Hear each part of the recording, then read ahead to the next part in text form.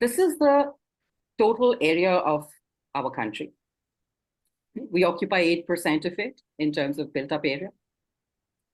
50% of this country, imagine, we only occupy 8% of it and we cultivate 50% to be that 8% across the globe, across the country. Rest is all forest and the other land that forms our biosphere reserve. But interestingly, the urban population is about 31% of this 8%. Now, this is huge. And that urban population sits on less than 2.5% of India's landmass at no more than 200,000 square kilometers. Imagine that. Despite that, it is, despite the fact that we are only 31%, but what kind of impact do we create at a more system level based on how we interact with water? And again, let us not think of water just as, water that we see. There is water that we don't see, but we still consume based on the kind of consumption that we have. Only 5 days ago, every newspaper in the country reported that India is today at a per capita availability of water of no more than 1.2 million liters per capita.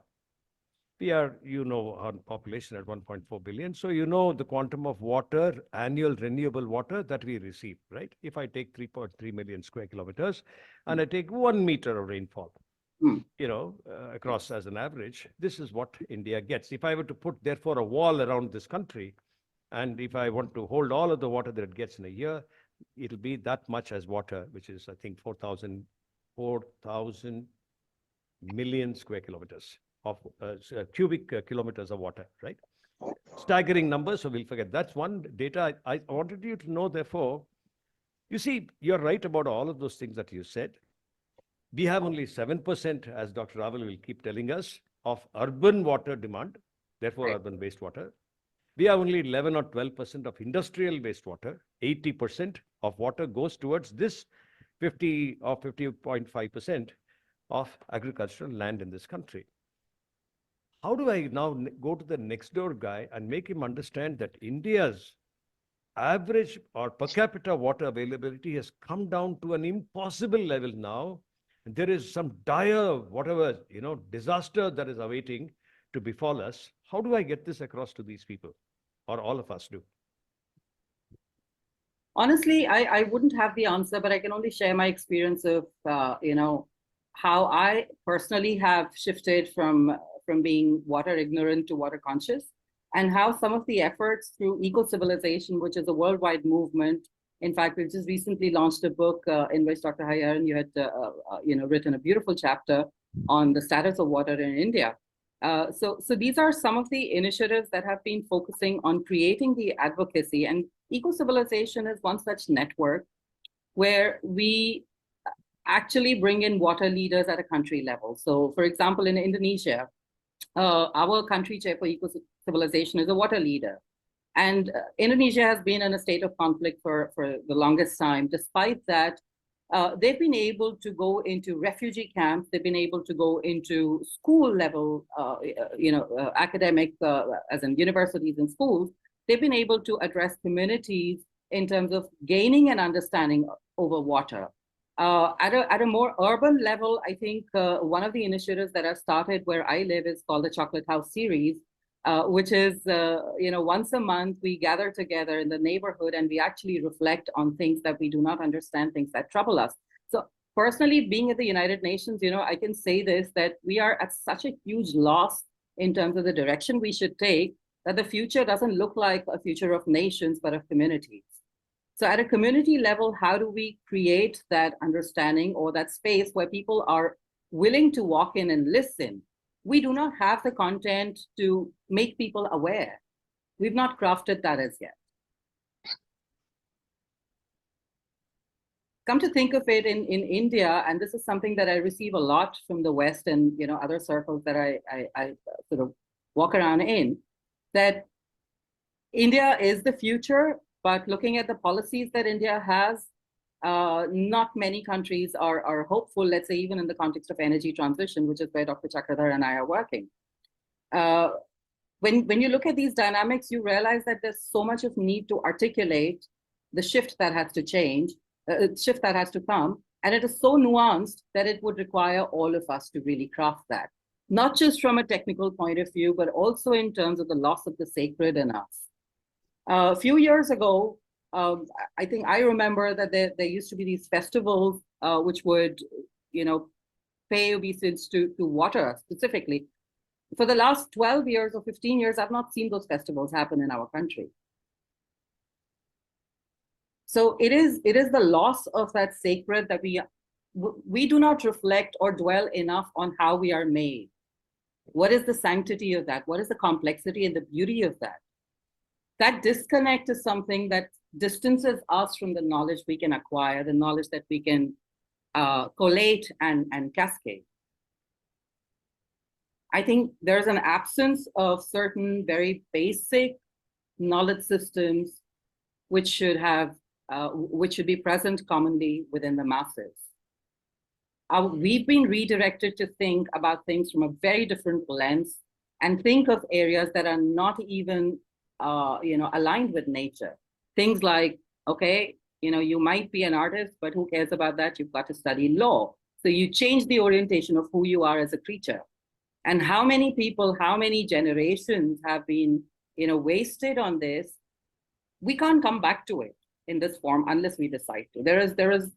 It is always a matter of the decision that we make.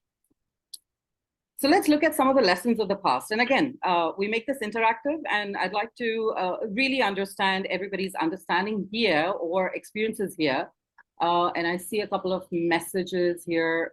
Let me just go through that. Many locations unnecessarily grow a water guzzler, crop, sugarcane. Oh yeah, Dr. Chakradhar, this is so important. So near Delhi NCR, we've got a whole lot of fields that burn the stubble. This is a newer practice. It's not an old practice if you think about it. My father, who was born in 1947, he said, I've never seen that. And this side of the family is from Punjab. So obviously we've never seen something like that.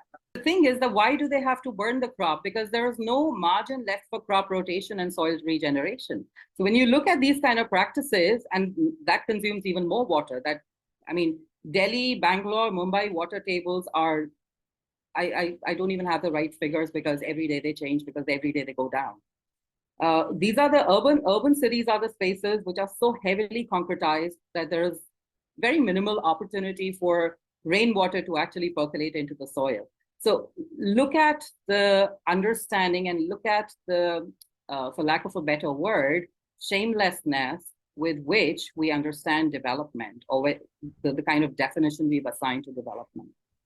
It is not about that should we stop constructing, should we stop building? No, it is. And again, the truth is that we do not have options for hard switchovers today, but which is where we need to become invested. And this is a whole cycle of infusing all over again into the academia, into the communities, into people who are invested in industries that are water heavy, that pollute more than usual, right? So what are the margins? What are the boundaries? So that brings us to what have we learned so far? What are some of the cases that we can, or what are some of those headers we can consider to have a fresh view on how we understand water in all its capacity?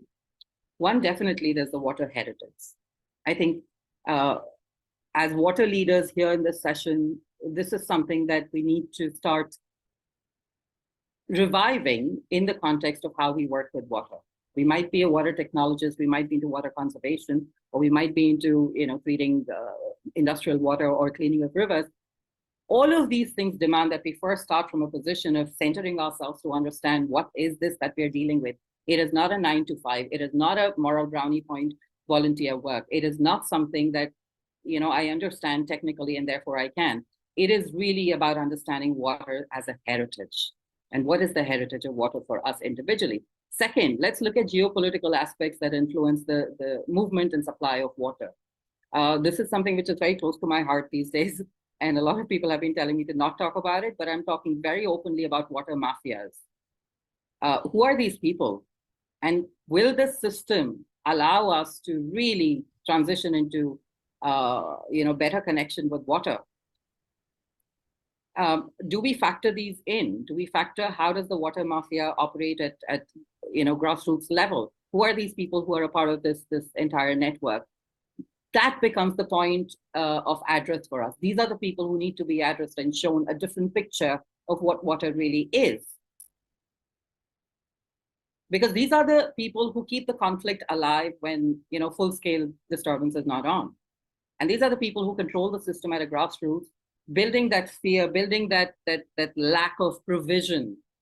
There have been times in Delhi when there was no need for us to call for a water tanker, but just because there was leakage, there was mismanagement, some guy was supposed to fix it, went for his wedding, you know, that lame reason. So how do we look at the whole system, not just in the context of our immediate consumption, but in conjunction with neighboring regions? Because come to think of it, a cloud doesn't stay on top and say, I'm going to rain in Haryana, not in Rajasthan.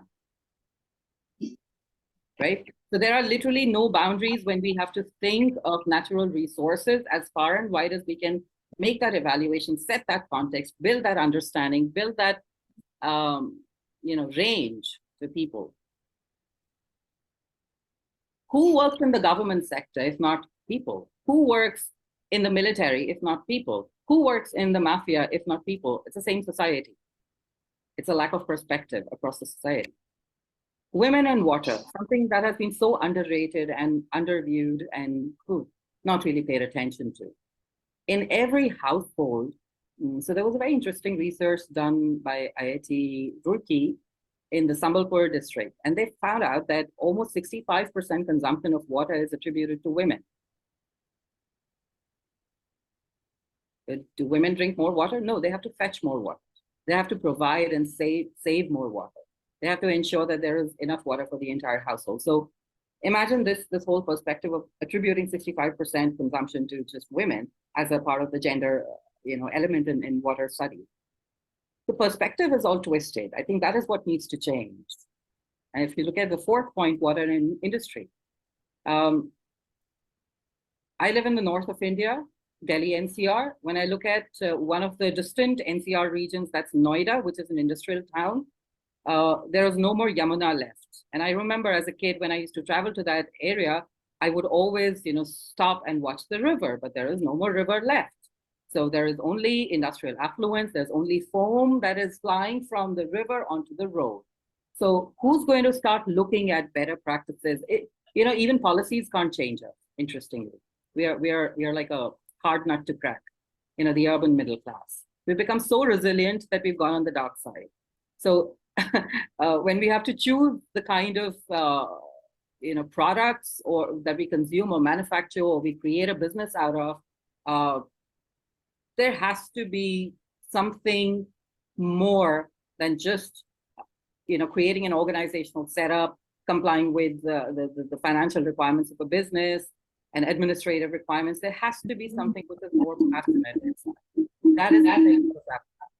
So these are some of the lessons of the past that cut across the country. I'm giving you references from the north of India because this is where I live. I've also lived in Bangalore at a time when water was not a problem. It was a city of lakes.